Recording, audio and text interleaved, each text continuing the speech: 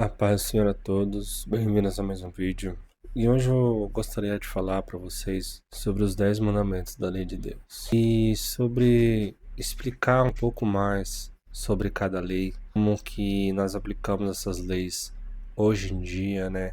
Se dá para aplicar ou não, o que que significa cada coisa. Tem muitas coisas que nós lemos e não prestamos atenção no que está escrito, sabe? As pessoas não entendem o que significa aquilo. E eu gostaria de falar sobre isso, abordar, falar de cada coisa, de cada lei ali das 10, né? Dessas 10 principais. Que as outras mais de 600 leis que os judeus seguem ou tentam segui-las, né? Essas 10 resumem elas, né? Então, eu começar pela primeira aqui, então, que está escrito assim: não terás outros deuses diante de mim. Então, como que nós pode trazer isso para nós, né? Primeiro que nós temos que entender que naquela cultura era uma coisa que era feita muito, né? Era muito comum, assim, sabe? Os israelitas terem no meio deles pessoas pagãs que adoravam outros deuses. Para eles era uma tentação, sabe? Eles adorando outros deuses, muitos deuses e vários deuses em volta deles. Isso para os israelitas naquela época era uma tentação, sabe? Era uma cultura muito forte que existia nas outras nações em volta de Israel. Então, até o próprio Deus falou para o povo de Israel como eles, em Juízes, quando não havia mais Josué, eles foram mandados a tomar mais terras, cada tribo tomar mais um pouco de terra para si, né? E daí eles pegaram as pessoas que estavam naquelas novas terras dos inimigos, eles preservaram a vida daquelas pessoas, sabe? E Deus não tinha ordenado isso, era para não sobrar ninguém lá naquelas terras, entende? Era só para ter o povo de Israel, justamente para evitar esse tipo de coisa, né? E daí eles deixaram muitas pessoas vivas lá, em troca de serem servos dos israelitas, escravos israelitas ali.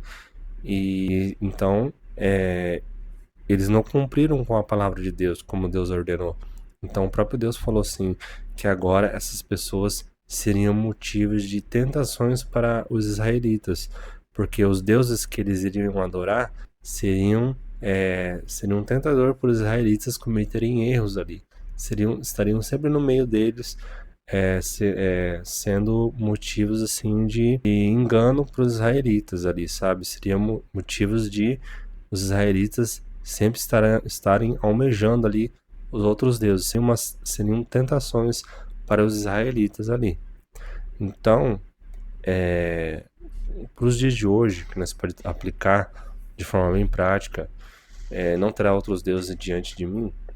Muitas coisas da sua vida pode ser esses deuses, sabe? Diante da presença do Senhor, que é o dinheiro, que é o celular, sabe? A televisão. Muitas coisas, então, podem estar diante.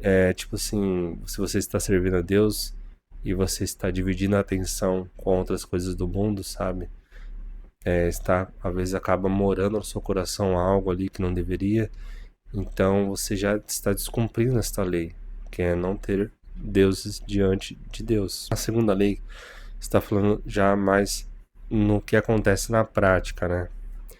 Não farás para ti imagem de escultura e não a adorarás. Não te prostrarás diante deles, nem os servirás. Tem religiões aí que dizem que são cristãos, que se julgam cristãos e adoram literalmente imagens de escultura, exatamente como está na lei, né? Enfim, a religião está acima da palavra de Deus. Infelizmente, essas pessoas, elas não querem ouvir um evangelho confrontador, não querem que a essência do evangelho confronta o pecado. Então essas pessoas vivem adorando imagens, pedindo, clamando, colocando outras pessoas que já morreram para interceder por elas. Elas acreditam que pessoas que já morreram intercedem por elas. Os únicos intercessores, segundo a palavra de Deus, é o Espírito Santo de Deus que habita no Filho. né, naquele que é filho, e o próprio Cristo à destra do Pai, que intercede pela igreja. São os únicos intercessores. E aí a pessoa vai lá e adora pessoas que já morreram e clamam por essa pessoa como se elas fossem intercessores, né?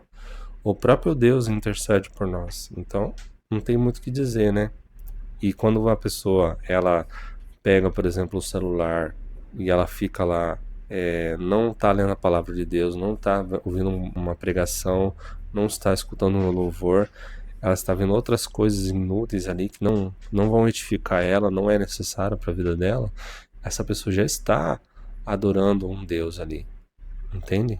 Então quando você coloca o dinheiro como o final do trajeto e não usa o dinheiro como uma ferramenta, você já está adorando a outros deuses, entende? Então, vigiem e orem. Então, na terceira lei, fala, não tomarás o nome do Senhor teu Deus. Então, não devemos falar o nome de Deus em vão. É bem simples essa, né? Quando você, às vezes, num nervoso, assim, você fala de Deus, às vezes, sabe? Que é só da boca para fora, você não está vivendo aquilo, sabe? Você não está vivendo o caminho do Senhor e você fala de Deus assim como se fosse tudo da boca para fora. Você não vive a palavra de Deus. Então, daí você fala de Deus, você está falando em vão, sabe? Você está falando o nome do Senhor em vão ali naquele momento, porque essa pessoa não iria estar, não vai estar vivendo a palavra de Deus. Nós devemos falar de Deus pregando o evangelho, sabe, numa oração, compartilhando um testemunho, e a pessoa que é um ímpio, né, na verdade, é mais ela que vai acabar falando mais de Deus em vão, entende? O nome de Deus em vão ali. Mas os filhos de Deus devem vigiar nessa questão também, né? Falar de Deus em momentos que você está objetivo ali, não da boca para fora ali, não em situações onde você não está evangelizando ou você não está falando de Deus, mas é uma coisa que não tem nada a ver ali, sabe? Você pega e fala de Deus ali, que é da boca para fora. Tipo, quando a pessoa, muitas vezes, vou dar um exemplo, né? Ela fala assim, graças a Deus. Tipo assim, às vezes a pessoa não tá prestando atenção no que ela tá falando, sabe? Mas ela está falando, às vezes, por hábito, sabe? Até um ímpio fala assim, sabe? Ou tem vícios tem vícios de palavras que nós colocamos Deus ali, sabe? Quando a pessoa fala assim, Deus me livre, por exemplo, sabe? Então, essa pessoa não está prestando atenção no que ela está falando, entende? São vícios de fala que às vezes acaba colocando Deus. Engraçado, né? Nos vícios de fala, a pessoa inclui Deus ali no meio daquela fala. Então, quem que lança as setas, né?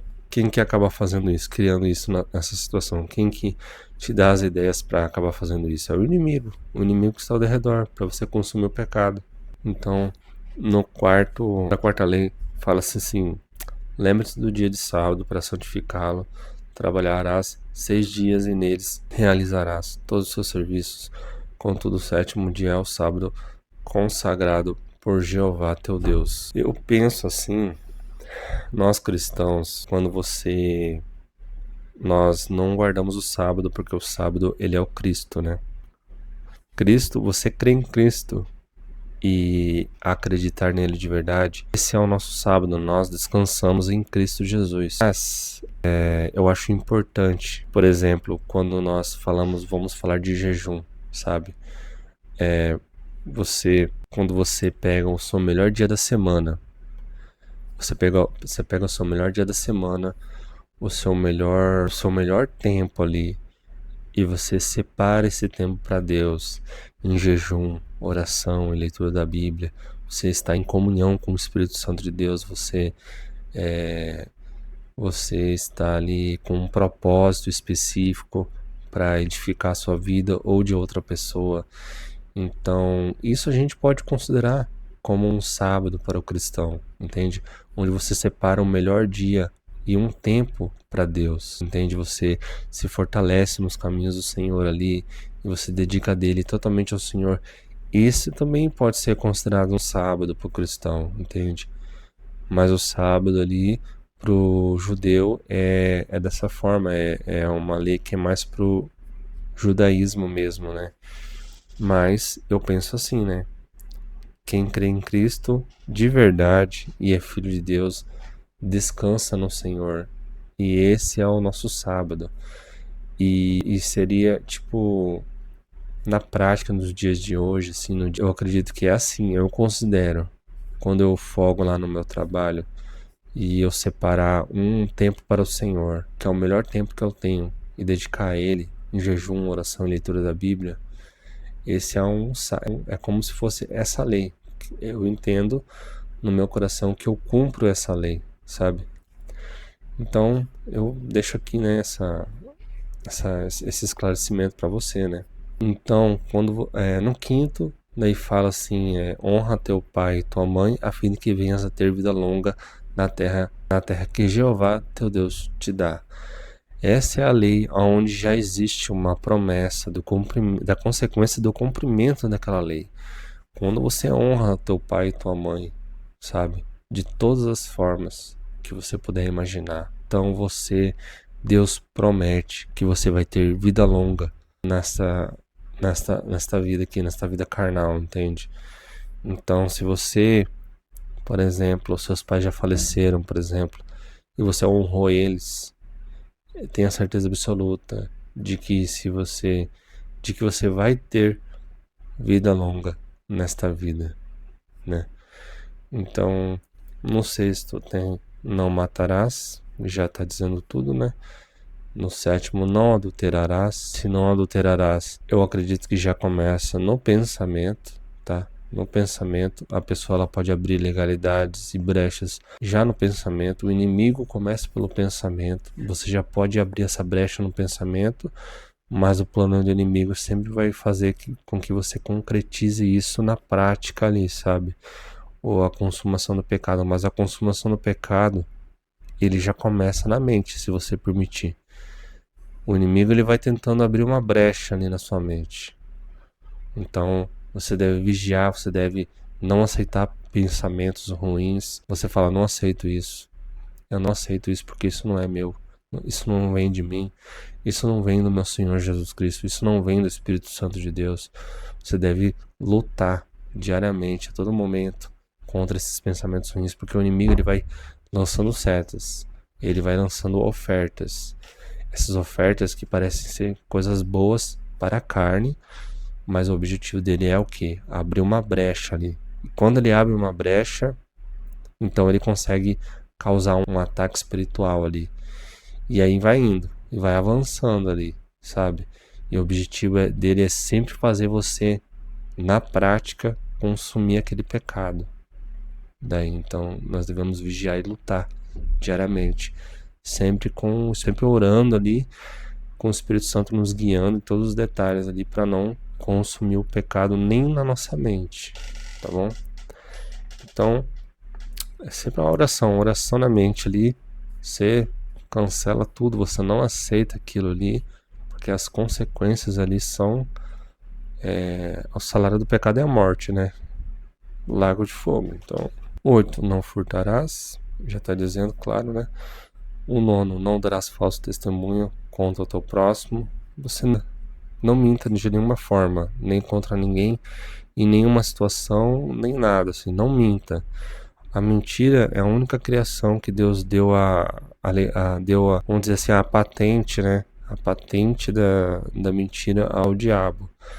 E então, quando uma pessoa ela mente, é um momento onde ela deixa de se parecer com o nosso Pai, com Deus. Então, não minta de nenhuma forma. Não dê falso testemunho. Que fala, não dê falso testemunho contra o teu próximo. Não minta de nenhuma forma contra ninguém. Se atém à verdade e arque com as consequências da verdade. Se você cometeu um erro, diga a verdade. E arca com as consequências da verdade. E Deus vai te sustentar em tudo. Confie nele.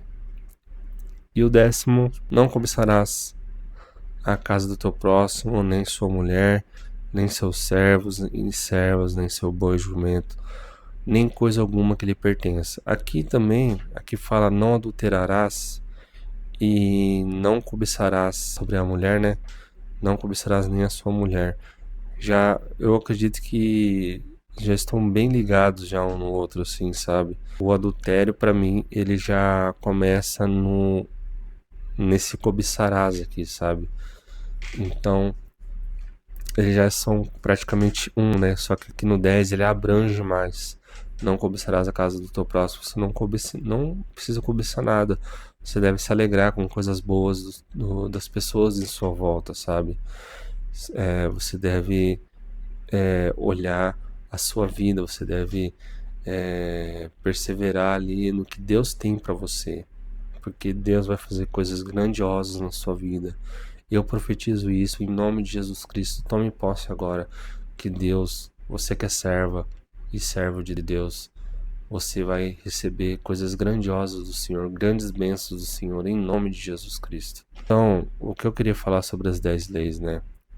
Que quando tudo o que resume essas 10 leis e as outras mais de 600 leis que os judeus tentam cumprir e que eles não conseguem, quando você ama Deus acima de tudo e de todos, com todas as forças do seu espírito, da sua alma e do seu entendimento, e quando você ama o teu próximo igual a ti mesmo, isso faz você cumprir todas as leis que existem de Deus. Na prática, sabe, na prática, isso ele abrange tudo, sabe? Ele abrange tudo. Se você observar lei por lei e você for vendo, você amar a Deus, você não faz isso. Você não faz outra coisa, sabe? Por exemplo, que não matarás, amar o teu próximo igual a ti mesmo.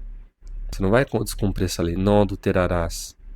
Se você ama o teu próximo, você vai fazer isso? Você vai adulterar? Então, por exemplo, se você ama o teu próximo, você vai furtar? Você vai roubar alguma coisa de alguém? Entende? A lei do amor, ela cumpre todas as leis que existem. Todas as leis de Deus. Todas as leis que existem, o amor pelo nosso Pai e o amor pelo próximo, igual a ti mesmo, faz você cumprir todas as leis que existem. Todas as mais de 600 leis que existem, você cumpre todas elas de forma plena e perfeita. Por causa de Cristo Jesus. Quando você se tornou filho e tem o Espírito Santo de Deus habitando em você, você passa a amar ao nosso Pai acima de tudo e de todos. E ama o teu próximo igual a ti mesmo. Você persevera nessa questão, você perdoa, sabe? Então você cumpre todas as leis que existem. Todas elas. Era isso que eu queria trazer hoje no vídeo para vocês. Espero que isso tenha edificado você, alimentado seu espírito. A paz do Senhor a todos. Até a próxima.